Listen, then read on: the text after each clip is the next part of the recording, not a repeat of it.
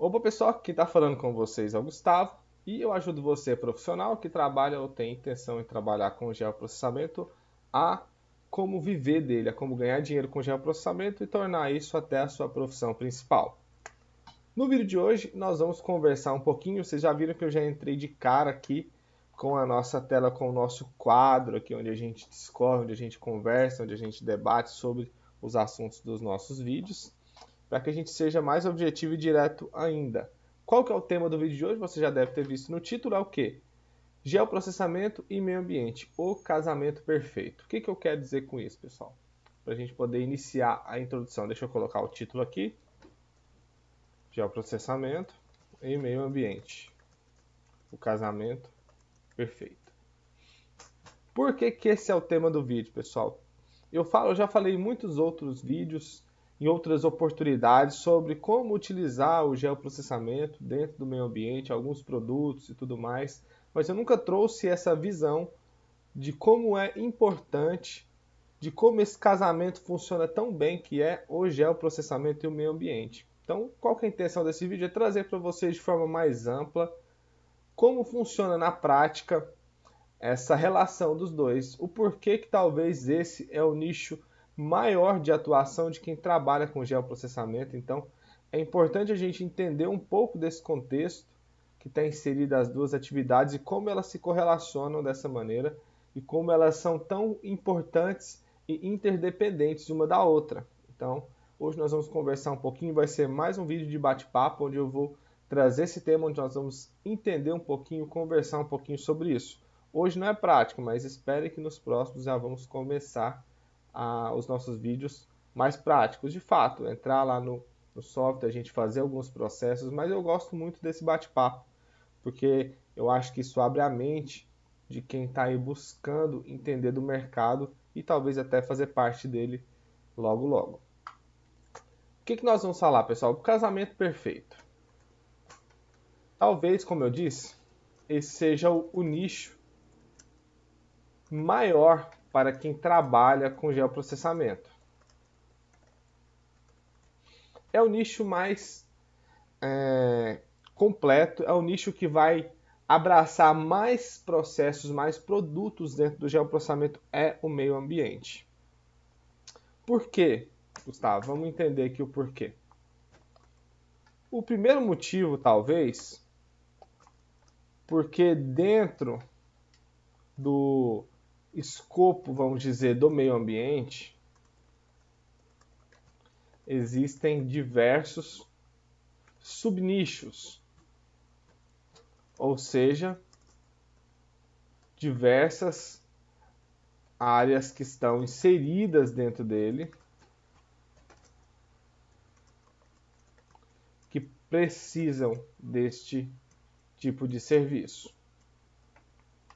Pensando em um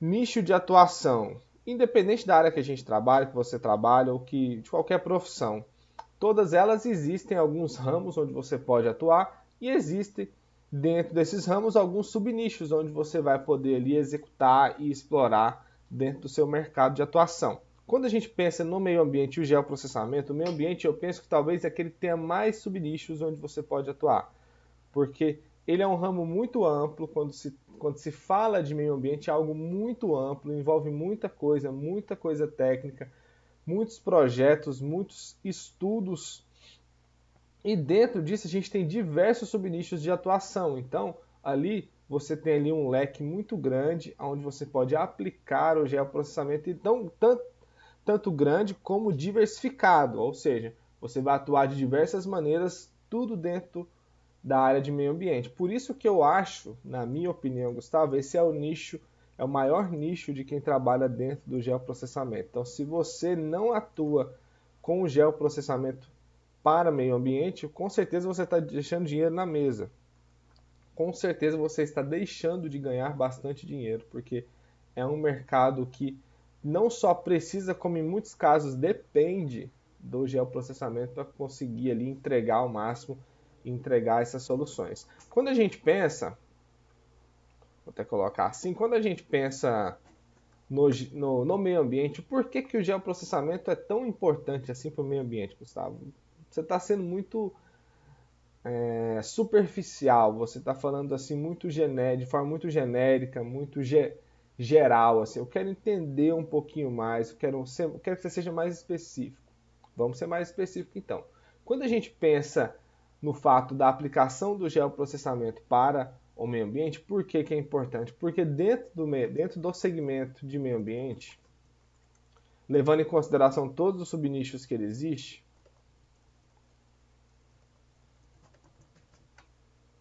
basicamente você está trabalhando com algo, vamos dizer, físico e que possui uma localização geográfica. Está aqui o ponto-chave. Quando a gente trabalha com projetos de meio ambiente, como a gente está tratando com o meio ambiente está envolvido aqui, está ligado a alguma localização geográfica, gente. Ou seja, se a gente está falando de algum projeto de desmatamento, está ligado a alguma área específica, então, necessariamente, exceto alguns projetos, por exemplo, de poluição sonora, poluição visual, que também tem ali a sua ligação geográfica, mas talvez não tenha uma aplicação tão prática e direcionada. Alguns estudos de impacto muito específicos, mas em sua massiva maioria, em sua grande maioria, todos os estudos estão ligados a alguma coisa que tem uma importância à sua localização geográfica, ou seja, um estudo de desmatamento está ligado a alguma área que vai ser desmatada. Então, tudo que a gente vai fazer de meio ambiente tem ali alguma relação com a localização geográfica dessa área. Então, quando a gente pensa que todo e praticamente qualquer estudo ligado ao meio ambiente, até porque o meio ambiente está ligado diretamente a nós, à terra, ao solo, e tudo que envolve a cobertura terrestre, vamos dizer, a cobertura da Terra. Então, tudo que está sobre a Terra, a cobertura dela, se isso tem relevância, a gente consegue ali, a gente precisa de aplicar técnicas e produtos de geoprocessamento ali dentro. Então, quando a gente pensa sobre o porquê, de fato, o geoprocessamento está tão ligado, como esse casamento, como eu disse no título, é tão perfeito, é porque, de fato, o meio ambiente a gente vai estar atuando ali com alguma coisa que tem uma localização geográfica.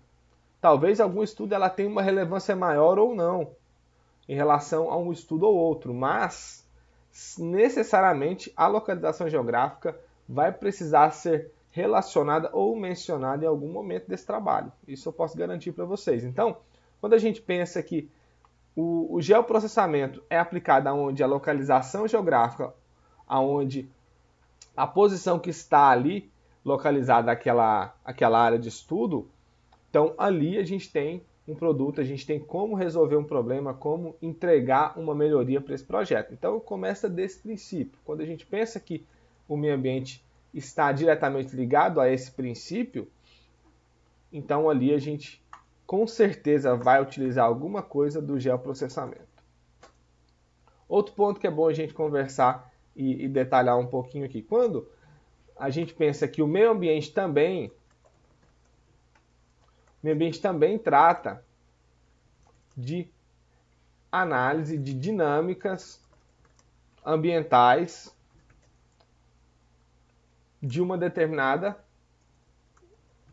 área. O que eu quero dizer com isso, gente? Quando a gente pensa que o meio ambiente a gente pode lidar ali com uma análise espacial, muitas das vezes, de uma possível dinâmica existente ali naquela região, ali a gente entende que o geoprocessamento está inserido. A gente entende que precisa de alguma coisa. Quando eu falo de dinâmica, por exemplo, eu tenho ali uma análise, por exemplo, um EIA-RIMA. Vamos pensar aqui em um estudo clássico de meio ambiente, que é um estudo de impacto ambiental e relatório de impacto ambiental. Então, quando a gente pensa nesse estudo de impacto ambiental, a gente vai precisar fazer alguns mapas e, dentre esses mapas, por exemplo, a gente vai analisar a dinâmica de susceptibilidade erosiva existente nessa área, porque talvez seja uma área ali que tenha algum nível de passivo ambiental ligado a áreas de erosão, algumas bossorocas, por exemplo, e a gente precisa fazer uma análise da dinâmica dessa susceptibilidade erosiva que existe dentro dessa área. Como que a gente resolve isso? Simplesmente olhando no olho lá, a partir de uma análise de campo, através de uma experiência pessoal que você tem ao longo dos anos. Quem trabalha com o meio ambiente tem ali suas percepções, e a parte da experiência adquirida, claro, ele consegue fazer uma análise de uma dinâmica, talvez até do olho. Mas como que você vai conseguir ter parâmetro de análise, parâmetro para validar a sua análise visual e a parte da experiência profissional que você tem, se você não tem uma análise completa, uma análise detalhada e uma análise a partir de critérios técnicos que não vão poder ser questionados. Porque uma opinião, ela pode facilmente ser questionada, uma experiência pessoal, profissional, pode facilmente ser questionada. Mas quando você tem uma análise a partir de critérios técnicos e processos e métodos já comprovados, você não tem margem ali para questionamento. Então, se você precisa fazer uma análise, como eu disse, de uma dinâmica ambiental que envolve aquela área, isso é uma dinâmica ambiental. É o quê? É um processo, é uma questão que está ligada ao processo, à área ambiental, está ligado ali à conservação ambiental ou preservação ou a solução de algum passivo ambiental existente. Isso a gente pode entender como uma dinâmica. A gente precisa saber como funciona isso naquela área. Então, um mapa de susceptibilidade erosiva é um mapa que vai demonstrar a dinâmica, os pontos que são mais suscetíveis à erosão dentro daquela região. Como que a gente faz isso? Através do geoprocessamento, através de critérios técnicos, através de parâmetros pré-definidos, parâmetros do tipo de solo, declividade, relevo, a partir de dados de chuva, dados pluviométricos. Tudo isso a gente faz uma comparação e a gente faz análises ponderadas de todos esses parâmetros para chegar ali em um denominador comum e um resultado final. Então, a partir disso, a gente consegue isso tudo, claro, espacializado dentro da área de estudo que você está realizando.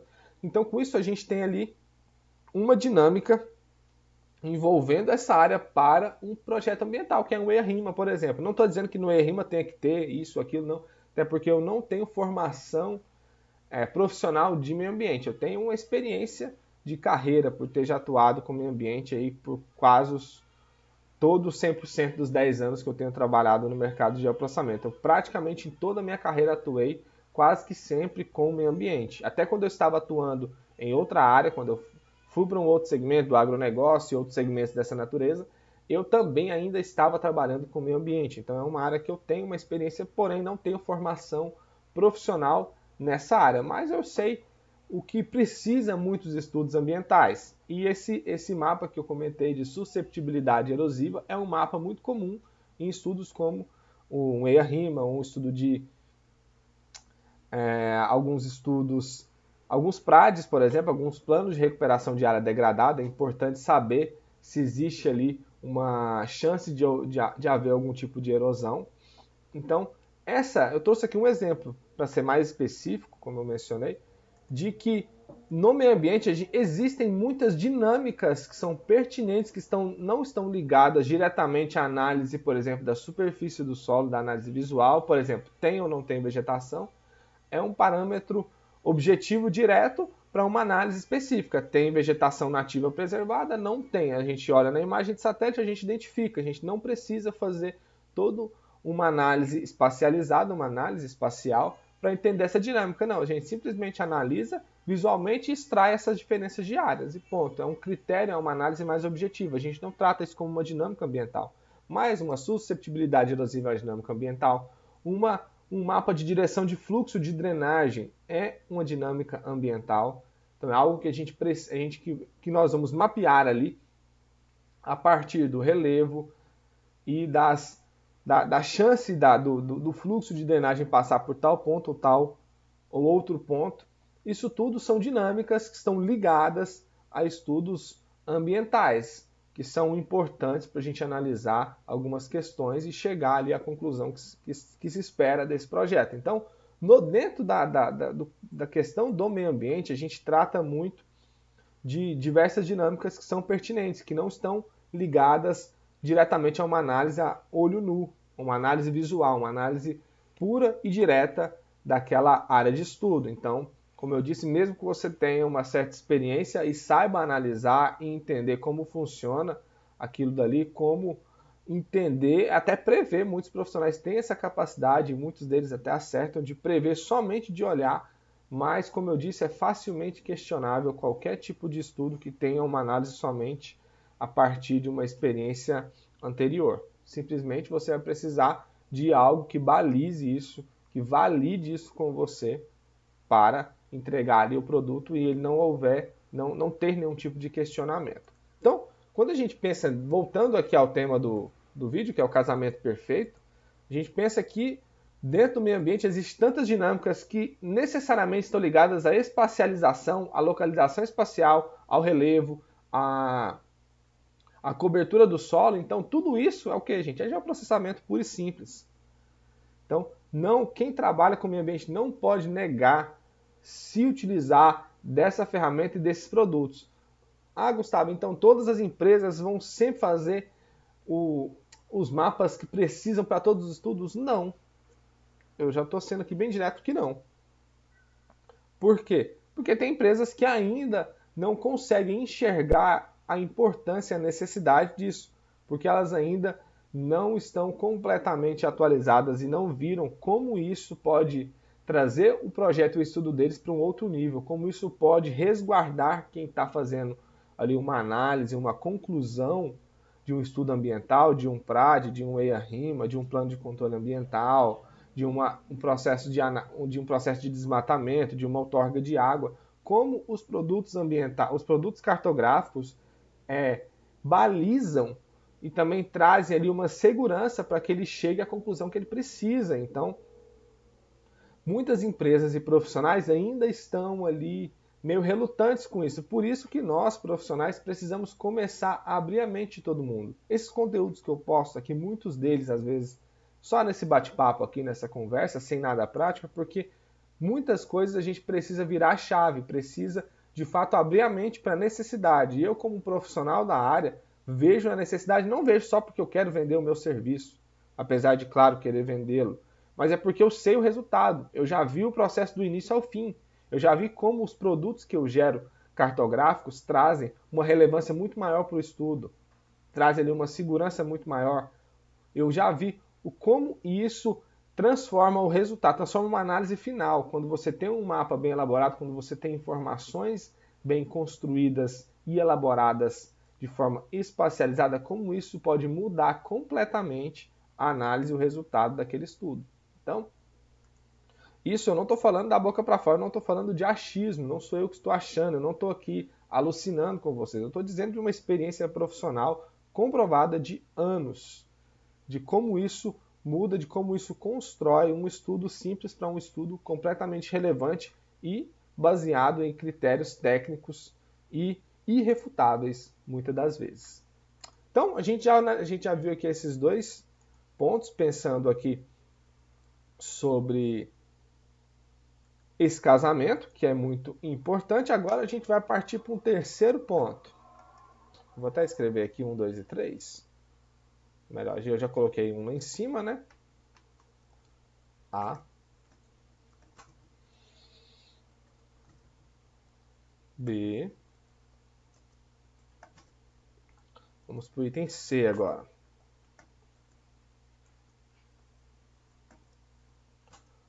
Por que esse casamento aqui funciona tão bem? Porque também eu já comecei a falar sobre isso, porque existe uma necessidade tanto de análise de dinâmicas como de análise de cobertura do solo. Gente, hoje o meio ambiente é basicamente preservação daquilo que é natural, daquilo que teve o seu uso natural preservado. É basicamente isso. Quando a gente pensa em uma mata, em um rio que está ali ainda existindo, quer dizer que o uso natural dele, que basicamente o uso natural da cobertura do solo sempre foi as áreas de mata, basicamente. Claro que tinham áreas abertas. O Brasil não era 100% mato, obviamente. Mas, de forma geral, os estudos ambientais visam entender, analisar tanto essa alteração e como isso pode impactar no futuro. Então, a análise da cobertura do solo é um dos critérios principais para vários estudos, ou seja, você precisa saber interpretar e saber identificar o que está sobre o solo. Se aquela área que você está realizando qualquer tipo de análise, de projeto, de licenciamento, de estudo ambiental, qualquer área qualquer estudo dessa natureza, você precisa saber identificar o que está sob o solo, mas, literalmente, o que está ali. Se ali é uma vegetação, se ali é uma área de lavoura, se é uma pastagem, se é um solo exposto, se existe um rio ali, se não existe. Isso é critério objetivo e prático para você fazer qualquer tipo de análise e estudo ambiental. E quem que traz, qual ciência que traz os métodos e os critérios para a gente entender isso? Não é algum tipo de ciência ambiental. E não estou aqui desmerecendo de maneira nenhuma. Eu só estou dizendo que quem traz a condição, os critérios, o conhecimento e o embasamento teórico e técnico para a gente resolver isso daí é o sensoramento remoto, que é o que é a interpretação de dados a longa distância, a partir principalmente, claro, de imagens orbitais. Ou seja, as técnicas de sensoramento remoto, de análise de imagem de satélite é que trazem a solução para esse problema. Tanto que isso tanto é importante que os cursos de engenharia ambiental, florestal, saneamento ambiental, na sua grande maioria, eu não vou falar aqui por todos, porque eu não conheço a grade de todos os cursos que existem no Brasil, obviamente. Mas eu conheço algumas, eu tenho muitos colegas formados nesse segmento, e eu sei que as universidades já inseriram dentro da grade desse curso uma matéria de geoprocessamento. Por quê? Por que será? Por que será que dentro dos cursos da área ambiental, na sua grande maioria, como eu disse, não são todos os cursos e também não são todas as universidades que têm, mas em uma grande maioria hoje já tem uma matéria que se chama geoprocessamento, onde eles compilam ali o principal, vamos dizer, o básico que alguém precisa entender quando sair da universidade, para poder não ficar tão perdido. Então, isso mostra como é importante o geoprocessamento dentro da área ambiental. E um desses critérios, reforçando essa cobertura de uso do solo, é a cobertura dele e saber o que tem ali, o que traz. Quem resolve isso para a gente é o sensoramento remoto. Sem ele, você não vai conseguir ter critério e saber analisar uma imagem de satélite. Intuitivamente, uma imagem de satélite pode ser analisada por qualquer pessoa, porque nós já temos algumas definições prévias. Quem tem um mínimo de conhecimento, não necessariamente conhecimento técnico, conhecimento de vida, prático, de andar e ver, você consegue olhar uma imagem de satélite hoje e saber distinguir algumas coisas ou o principal. Isso de forma intuitiva. Porém, tecnicamente, você não vai saber validar ou assegurar algumas informações que estão inseridas ali, porque você não conhece o que está por trás, você não conhece o que é uma banda espectral de imagem de satélite, você não sabe analisar um resultado de um NDVI, por exemplo, de um índice de vegetação. Então, tudo isso vem através das técnicas de sensoramento remoto. Elas nos ajudam a entender o que tem e o que não tem na cobertura de uso do solo. Desde, como eu falei, recursos hídricos, vegetação, área de solo exposto, área de pastagem, área de culturas agrícolas. Hoje, isso daqui, por exemplo, para vocês terem uma noção, a gente precisa de tudo isso para poder, vou colocar aqui, para realizar o CAR, Cadastro Ambiental Rural. Para realizar o CAR, você precisa necessariamente saber isso daqui. Saber fazer uma análise de cobertura do solo. E está ligado, como eu disse, à regularização ambiental das propriedades. Então, isso só vai trazendo uma ligação maior desse casamento. Lembra lá do casamento perfeito? Isso só vai trazendo uma ligação cada vez mais forte, cada vez mais intrínseca ali, cada vez mais preso. Então, é muito difícil da gente desmembrar um do outro hoje. É muito difícil a gente querer trabalhar com o meio ambiente e desprezar tudo aquilo que o geoprocessamento tem para oferecer. É possível você fazer um estudo ambiental sem mapa nenhum? É, não vou dizer que não é. Seria aqui hipócrita dizer que não é, mas é um risco que quem está fazendo esse estudo tem de entregar algo incompleto ou de entregar algo sem embasamento teórico nenhum.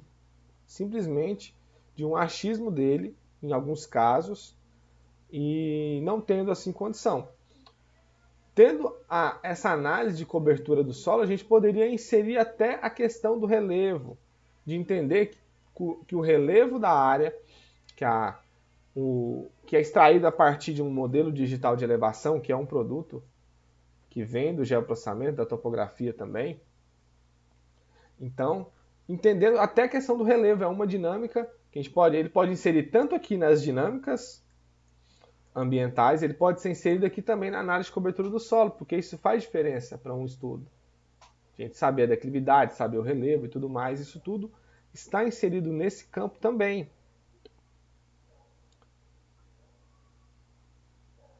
Então, a gente a cada vez mais que eu vou aqui trazendo alguns critérios, trazendo alguns parâmetros, isso vai tornando cada vez mais sólido esse casamento aqui. Esse é um casamento que ele é inseparável. Isso daqui é inseparável, é um casamento que não existe divórcio. Se você divorciar aqui o meio ambiente do geoprocessamento, você vai deixar os dois capengas. Porque você vai perder ali um nicho de atuação onde de fato resolve um problema. Isso não é algo que é um preciosismo. De fato, o geoprocessamento resolve problemas na área ambiental.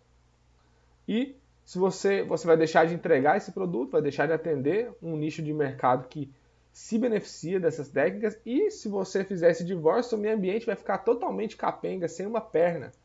Eu arriscaria dizer, sem uma perna, sem parâmetro, sem embasamento. Porque, vamos entrar no próximo item aqui,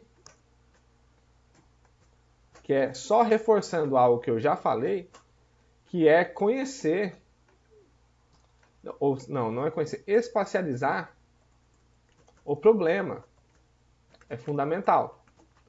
Então, quando a gente pensa que se a gente separar, fizer um divórcio desses dois, o meio ambiente não vai ter condição de espacializar, gente. O que é espacializar?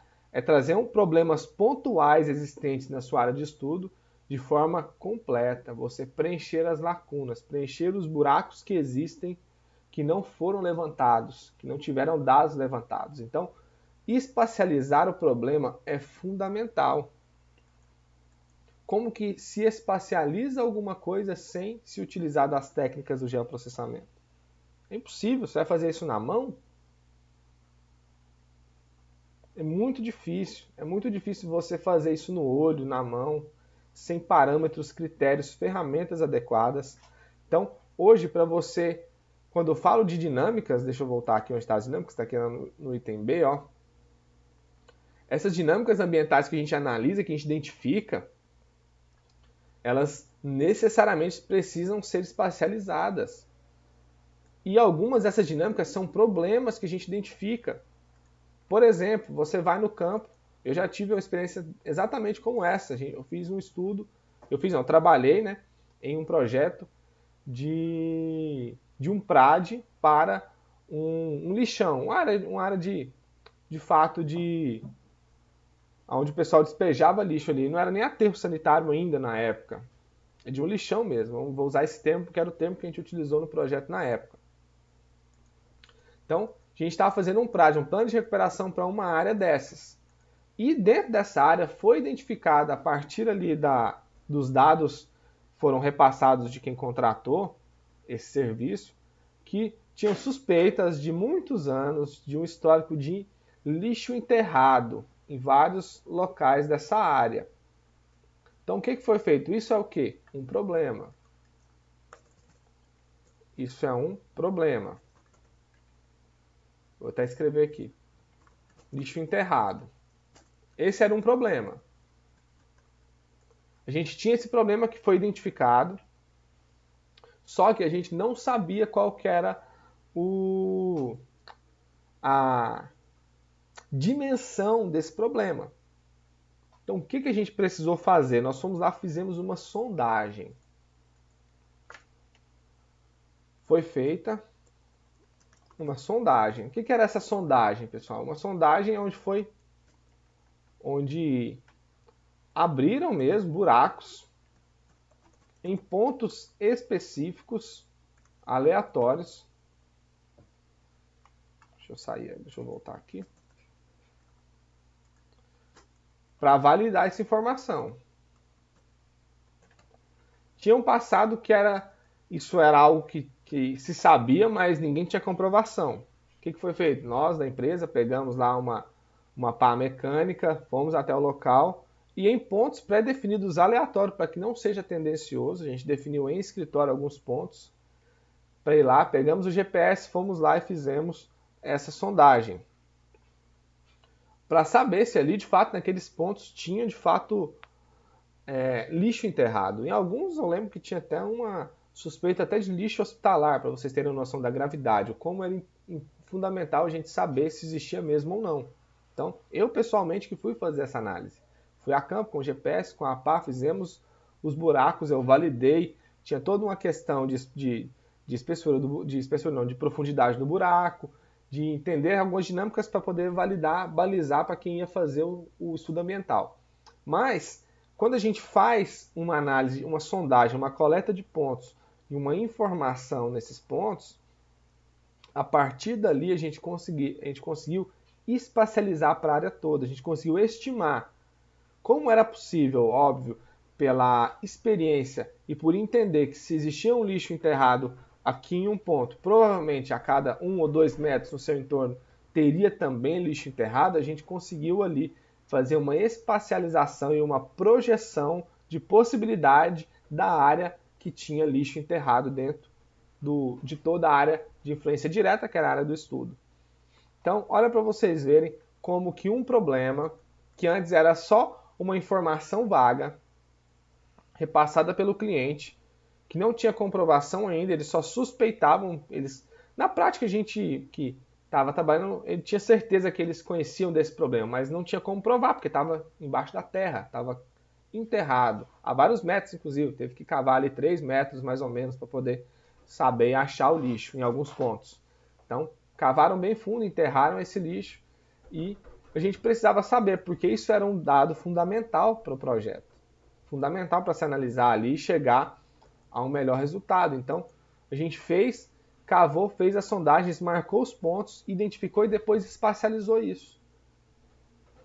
Trouxe ali uma projeção de qual área provavelmente teria esse lixo. E a partir de dados estatísticos, dados interpolados, a gente consegue estimar isso de forma segura e precisa. Então, olha o que a gente fez. A gente espacializou o problema. Identificou o problema e espacializou ele. Isso eu poderia citar outros exemplos. Eu estou citando um exemplo prático que eu pessoalmente vivi. Então, espacializar o problema está ligado direto a esse casamento. Se não tivesse um profissional capaz de identificar os pontos com GPS e depois de processar esses pontos e fazer uma análise e espacializar esse dado para estimar essa possível área que estava com lixo enterrado, esse dado simplesmente ia ficar a Deus dará, simplesmente ia saber, ia só confirmar que tinha o lixo. Só confirmar que tinha o lixo não trazia ali uma segurança para afirmar diversas outras coisas dentro do projeto.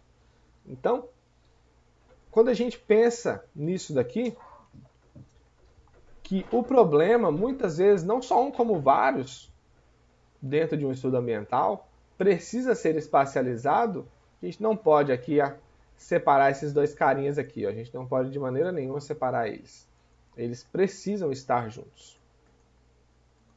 E para a gente poder fechar aqui, esse vídeo não ficar mais longo do que já está,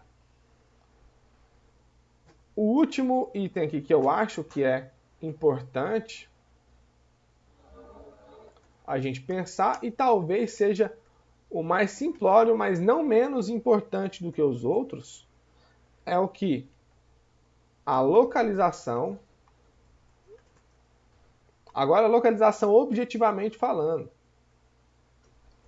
da área de estudo, pode mudar tudo. O que você quer dizer com isso, Gustavo? A localização é literal mesmo. Se ela está localizada, por exemplo, próxima a um rio, se ela está localizada dentro de uma unidade de conservação, se ela está localizada dentro de um sítio arqueológico, ou um sítio arqueológico melhor está localizado dentro da área, eu acho que essa relação é melhor. Se está localizado ali próximo a áreas que têm desmatamento, próximo a áreas agrícolas, essa localização que vem aqui, que é oriundo de um produto que é talvez o mais comum do geoprocessamento, que é um mapa de localização. Tem um outro que é derivado desse, que eu uso muito, que é um mapa da área de influência direta, ou seja, um mapa que mostra toda a área que está sendo influenciada diretamente pelo estudo. Então, tudo isso precisa ser analisado. Muitas vezes precisa. Faz diferença você analisar uma área que está dentro de uma unidade de conservação. Porém, você precisa saber se de fato está, você precisa comprovar que está, ou comprovar o quanto dessa área está inserida em uma unidade de conservação. Validar qual que é a distância dessa área de estudo para o principal córrego, por exemplo, que alimenta, que abastece uma cidade. Saber se essa área de estudo está próxima de áreas agrícolas. Isso é o que? Isso envolve a localização pura e simples e objetiva dessa área. Como que a gente faz isso, gente? Através de técnicas. Eu estou sendo repetitivo porque a intenção é reafirmar cada um desses itens que eu estou conversando com vocês, o quanto esse casamento é perfeito e o quanto ele é fundamental. Então, quando a gente pensa na localização, eu já disse aqui no início, ó, talvez no item A, estou só reforçando um pouco do item, trazendo uma outra visão, que a localização geográfica tem diferença, só que agora eu estou trazendo uma localização pura e simples em relação a um outro parâmetro, que é o que, por exemplo, em relação ao estado, uma área que está próximo de fábricas, é uma área que está próxima à área urbana de um município. Por exemplo, eu tive a oportunidade de trabalhar em um estudo onde a área de influência direta ficava dentro, ela pegava parte de uma área do exército, por exemplo. Olha como isso é relevante para a gente poder pensar no estudo. Tanto que a gente na época teve muita dificuldade, nem conseguiu entrar na área para fazer um estudo de fauna, para saber ali se tinha algum tipo de animal lá dentro dessa área, que tinha uma área verde preservada, porque era uma área onde existiam os treinamentos de uma base do exército. Então, como que a gente pode desprezar esse tipo de informação? Se a gente não localizar isso antes, a gente não vai conseguir trazer e contextualizar toda essa área, todo esse estudo a partir desses outros parâmetros. Eles precisam ser levados em consideração. Talvez ele não seja ali algo que vai implicar em um resultado direto, mas esse parâmetro muitas vezes vai ser levado em consideração para que o estudo seja completo. Então, tanto que eu já mencionei em outros vídeos e outras aulas que eu tive a oportunidade de dar em algumas lives que o mapa que eu arrisco dizer que vai estar em todo e qualquer projeto de meio ambiente é um mapa de localização. Localizar a sua área de estudo a nível de município, a nível de bairro, em algum caso, a nível de estado e país, isso tem uma relevância enorme, porque isso pode mudar completamente o contexto e como você vai olhar e caminhar no desenvolvimento desse estudo ambiental. Então, pessoal, eu acho que é isso. Eu acho que a gente pode parar por aqui. Eu poderia trazer outros parâmetros para aqui comprovar, mas eu acho que eu já consegui convencer vocês de que esse casamento é perfeito, de que esse casamento não pode acabar, de que um complementa o outro e um é codependente do outro. E assim a gente consegue fortalecer ainda mais esse nicho, tanto de meio ambiente como de geoprocessamento, que muitas vezes são desprezados. A gente sabe como o meio ambiente no Brasil ainda é desprezado por muitas empresas, por muitos governantes, inclusive, por muitos estados. É uma política que, apesar de ser uma das legislações mais rígidas, pensando a nível mundial, ambiental, ainda existe muito desprezo pelo meio ambiente no Brasil. Então, quando a gente fortalece os estudos, quando a gente fortalece esse mercado ambiental, esse mercado alimenta cada vez mais o mercado do geoprocessamento e a gente ali vai crescendo junto. Por isso que eu achei importante trazer esse tema, porque eu quis mostrar um outro olhar. Quis mostrar um outro olhar mais de parceria, mais de codependência, mais, como eu disse aqui, de casamento, como se os dois necessariamente precisassem estar juntos para sobreviver. Essa é a minha visão, é isso que eu queria trazer para vocês. Espero ter trazido uma visão diferente, uma visão nova sobre essa dupla, que é o meio ambiente e o geoprocessamento. Eu aguardo vocês em um próximo vídeo. Não deixe de me seguir em todas as minhas redes sociais. Tudo sobre gel em todas, Instagram, Facebook, aqui no YouTube. E também entrar para o meu canal do Telegram, gente. O canal do Telegram eu consigo ali fazer um contato direto com vocês, um contato mais sem rodeios, é um contato que eu consigo simplesmente abrir um áudio, passar uma sacada, dar uma dica, chamar vocês para algum conteúdo novo que eu estou postando, de forma ali sem nenhum intermediário, onde a entrega é completa e direta para vocês. Então, não deixe de participar, o link vai estar na descrição. Então, fiquem ligados aí. Eu aguardo vocês no próximo vídeo. Um abraço e até mais.